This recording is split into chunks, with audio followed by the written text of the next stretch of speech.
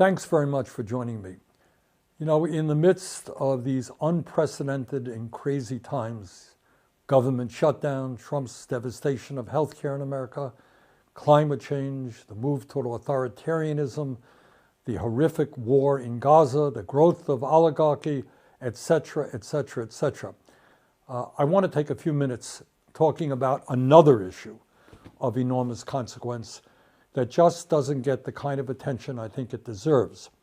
Everybody agrees that artificial intelligence, AI, and robotics are going to have a transformative impact on our country and the world. There is very little disagreement about that. There are, however, very strong disagreements as to what those impacts will be, who will benefit from these changes and who will be hurt. So here is my take. Some of the very wealthiest people in the world, including Elon Musk, Larry Ellison, Mark Zuckerberg, Jeff Bezos, and others, are now investing hundreds and hundreds of billions of dollars into these revolutionary, transformative technologies. Now, why is that? Why are they doing that? Is it because they want to improve the standard of living of the 60% of our people who live paycheck to paycheck, Americans who are struggling to pay for groceries, healthcare, housing, education? Maybe. Maybe they are staying up nights worrying about the working families of America. But I doubt it. I think it's because investing in AI and robotics will increase their already incredible wealth and power exponentially.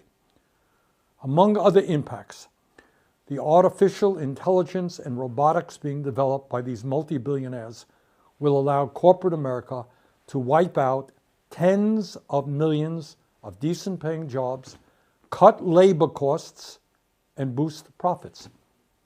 The result? The wealthiest people in the world will get even richer while working families lose their jobs and their income. And unless we act, here is, in my view, I don't claim to have all the answers, but in my view, this is what is likely to happen in the next 10 years. Now, as a member of Congress who vigorously opposed the disastrous trade agreements that decimated communities throughout this country, I, like most Americans, want to see manufacturing rebuilt in the United States of America. But let us be clear. New factories won't mean much for working people if the jobs are done by robots instead of human beings. Elon Musk has said he wants Tesla to build millions of robots. And what will these robots do?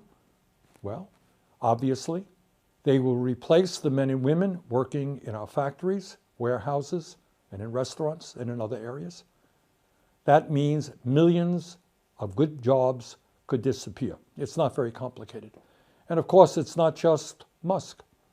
Amazon, owned by Jeff Bezos, has already laid off 27,000 workers since 2022. The company now has more than 1 million robots working in its warehouses, and soon these robots will outnumber human workers in Amazon facilities. In 2016, Foxconn, the massive manufacturing contractor for companies like Apple and Google, replaced 60,000 workers in a single huge factory in China with robots. Now, the company is planning fully automated factories. And just a few months ago, Foxconn CEO Young Liu predicted that artificial intelligence will make it unnecessary for large corporations to outsource jobs to low-wage countries. You know why? Because robots will be doing most of the manufacturing work. However, it is not just manufacturing jobs at risk. Most of us want to see the United States develop a strong, clean, and efficient transportation system, including the production of millions of new cars, buses, and trucks. But if Musk and others get their way, those vehicles won't be operated by truck drivers, bus drivers, or taxi drivers. They will be driverless vehicles. Millions of jobs in transportation will be eliminated. This is not science fiction. It's already happening. FedEx is using driverless trucks to haul heavy loads along the I-45 corridor between Dallas and Houston through a company called Aurora. Walmart is using autonomous trucks for short-haul deliveries in Arkansas through a company called Geopolitics. Kodiak Robotics has partnered with IKEA to conduct driverless deliveries in Texas. Waymo is operating self-driving cabs in Los Angeles, Phoenix, San Francisco, Atlanta, and Austin. We all want to see more startup companies and small businesses, but for workers, that will mean very little if half of all white-collar entry-level jobs are eliminated over the next 5 years. And that is exactly what has been predicted by Dario Amodei, the founder of Anthropic, one of the leading AI companies in the world. As the ranking member of the Health, Education, Labor, and Pensions Committee, I just released a report finding that AI, automation, and robotics could replace nearly 100 million jobs in America over the next decade, including 40% of registered nurses, 47% of truck drivers, 64% of accountants, 65% of teaching assistants, and 89% of fast food workers, among many other occupations. And as bad as that may seem, I'm afraid it could be an underestimate. In June, the CEO of Ford, Jim Farley, predicted that AI could eliminate, quote, literally half of all white-collar jobs in the U.S., end quote, within the next decade. That's Jim Farley, Ford.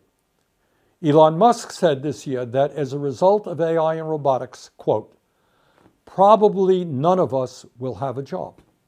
If you want a job, that's kind of like a hobby. You can do a job. But otherwise, AI and robotics will provide any goods and services you want, end of quote. Earlier this year, Bill Gates predicted that humans, quote, won't be needed for most things, end quote, such as manufacturing products, delivering packages, or growing food over the next decade due to AI.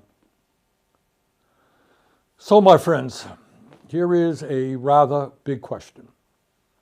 If Musk and Gates and others are only half right in their predictions, what happens to the tens of millions of Americans who no longer have employment because they can't find jobs that don't exist? In this brave new world, how do these Americans pay for health care, food, housing, and the other necessities of life? But it's not just economics. Work, whether being a janitor or a brain surgeon, is an integral part of being a human being. The vast majority of people want to be productive members of society and contribute to their communities. What happens when that vital aspect of human existence is removed from our lives? Further, and now we get into some pretty deep stuff, the rapid developments in AI will likely have a profoundly dehumanizing impact on all of us. In many ways, it will actually redefine what it means to be human, fundamentally alter our relationships to each other, and the very nature of what we call society. Can AI and robotics be of help to us in many ways? Absolutely. I believe they can. I am not a Luddite. The goal, however, is to make sure that the new technologies being developed serve human needs and not just further enrich a small number of multi-billionaires. We do not simply need a more efficient society. We need a world where people live healthier, happier, and more fulfilling lives. So, where do we go from here? And again, I don't have all of the answers, but here are just a few ideas as to how, in my view, the advances in technology can benefit ordinary Americans and not just multi-billionaires. First, we must move to a 32-hour work week with no loss in pay. Think about it.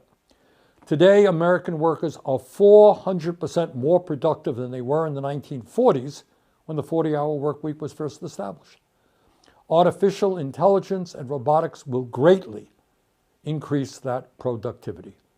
Workers must benefit from that increased output through a shorter work week. A 32-hour work week with no loss in pay would be a major step forward in improving the quality of life for millions of Americans.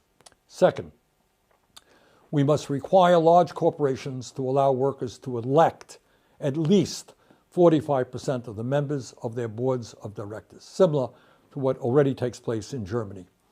Workers need a seat at the table to best determine how AI is used in their companies. If Tesla workers were on their corporate board, I doubt very much that they would be rewarding Elon Musk with a $1 trillion pay package. Third, we must greatly increase profit sharing at our nation's largest corporations. In my view, workers should receive at least 20% of the stock in companies they work for. Corporate profits should not just be going to enrich wealthy stockholders and the billionaires who own them. Fourth, we need to substantially expand the concept of employee ownership in America. When workers own their own businesses and are more involved in the decision-making processes, they will make choices that benefit everyone in the company, not just the people on top. Fifth, instead of providing billions of dollars in tax breaks to companies that are throwing workers out on the street and replacing them with new technologies, we should enact a robot tax on large corporations and use that revenue to improve the lives of workers who have been harmed in this transition. Bottom line, AI and robotics will bring a profound transformation to our country. Nobody denies that. In my view, we must fight to make sure that these changes benefit all of us and not just a handful of billionaires. Let the debate begin, and we need your participation. Thank you very much.